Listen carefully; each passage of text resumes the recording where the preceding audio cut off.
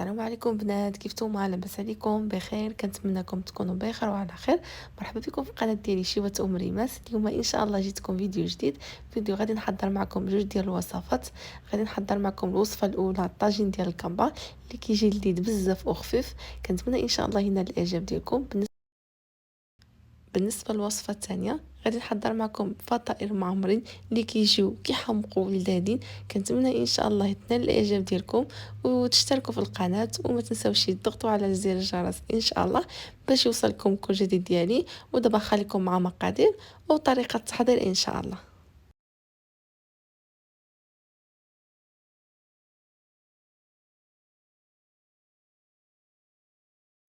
اول حاجه عندي هنايا كامبا اللي قشرتها بحال هذا الشكل هذا كما كتشوفوا معايا وغسلتها مزيان. وعندي هنايا مطيشه اللي حكيتها بحال هكا رقيقه. عندي هنا شويه ديال الربيع والدريسه ديال الثوم. صافي دابا غادي نجيب واحد طاجين اللي غادي نضيف فيه داك الطماطم ديالي محكوكه. من بعد ما ضفت الطماطم دابا غادي نضيف العطريه. عندي مغروفه صغيره ديال الكمون، مغروفه صغيره ديال البابريكا او الحمراء. غادي نضيف شويه ديال السوداني، والسوداني كيبقى على حسب الذوق. غادي نضيف شويه ديال الابزار كما كتشوفوا معايا. صافي غادي نضيف شويه ديال الزيت كما كتشوفوا معايا، وغادي نضيف شويه ديال الملحه.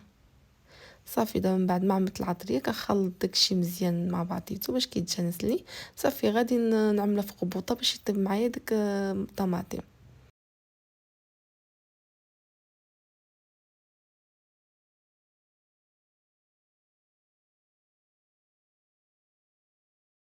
صافي هنا غادي نضيف داك الربيع وداك الثوم. صافي وغادي نخلط كلشي مع بعضياتو كما كتشوفوا معايا في الفيديو. صافي قلت لكم غادي نعملها في قبوطه باش طيب معايا.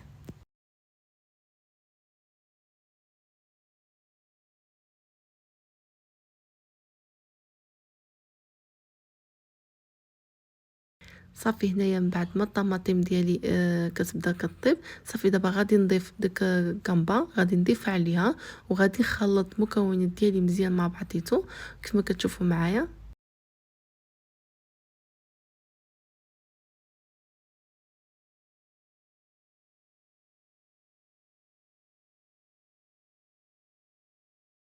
صافي هنايا غادي نغطي عليها ونخليها طيب. وغادي نعمل لها النار تكون مهيله كما كتشوفوا معايا هنايا. صافي غادي نطفي عليها بوطه. وانا الحبيب ديالي كيكون هذا هو الطاجين ديال الكامبا اللي حضرت معكم. كيجي بنين بزاف ولذيذ. كنتمنى ان شاء الله ينال الاعجاب ديالكم وتعملوا ايضا السحور. ودابا ندوزو فيديو ثاني ان شاء الله ديال الفطائر.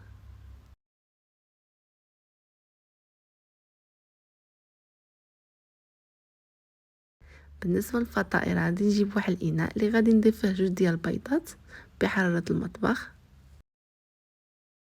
غادي نضيف كاس ديال الحليب يكون دافي. غادي نضيف جوج كيسان ديال الماء قياس ديالهم ديال العنبه حتى هو يكون دافي.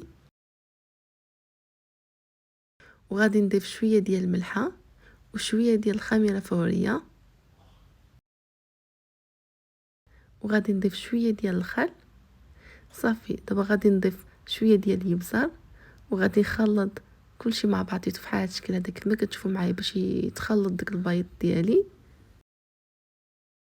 غادي نعمل شويه ديال الخميره ديال الحلوى وغادي نبقى نضيف الدقيق بشويه بشويه وانا كنخلط كما كتشوفوا معايا.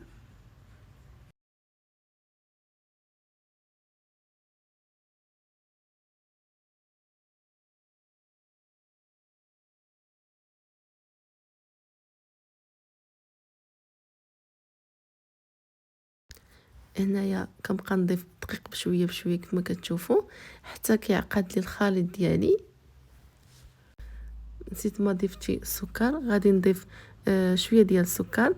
وغادي نضيف الزيت روميه نص كاس ديال الزيت روميه وغادي نخلط كلشي مع بعضياتو فحال هاد الشكل هذا كما كتشوفوا معايا.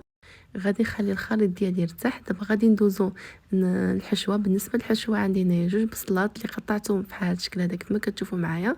عندي فلفله حتى هي قطعتها بحال هاد الشكل هذا. غادي نضيف شويه ديال الملحه شويه ديال السوداني وشويه ديال البابريكا ومغروفه صغيره ديال الكمون وشويه ديال الزيت. صافي غادي نخلط المكونات ديالي مزيان كما كتشوفوا معايا وغادي نضيفها فوق النار باش طيب معايا. هنا بالنسبه للحشوه ملي خليتها طيب غادي ندوزو للخليط ديالي. بالنسبه للخليط زدتو شويه ديال الربيع، ضفت واحد العلبه ديال التون، وغادي نخلط كلشي مع بعضيتو. هنايا بالنسبه للحشوه كيف ما كتشوفوا معايا من بعد ما كيذوب لي داك البصل كنبقى نخلط المكونات ديالي مزيان، وكندوز الحشوه عاوتاني كنعمل لها الجبن.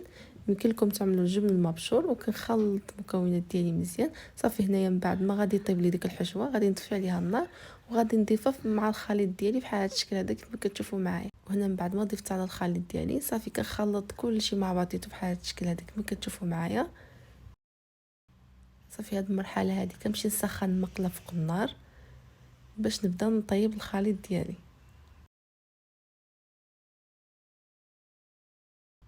صافي هنايا عندي مقله اللي غادي ندهنها بشويه ديال الزيت. صافي دابا كنجيب واحد المغرفه اللي كنعمرها بداك الخليط ديالي، وغادي نضيفها على مقله بحال هاد الشكل هذا كيف ما كتشوفوا معايا، والنار تكون مهيله، وغادي نطيبوا الخليط ديالي مزيان.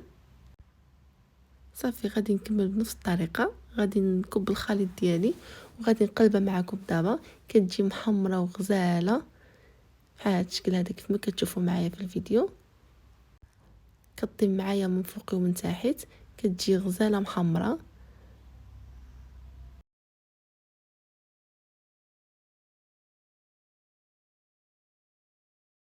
صافي كنكمل بنفس الطريقه، كندهن المقله ديالي بالزيت، وغادي نجيب داك الخليط وغادي نعمل بحال هاد الشكل هذا كيف ما كتشوفوا معايا في الفيديو حتى كنسالي كميه ديالي كامله.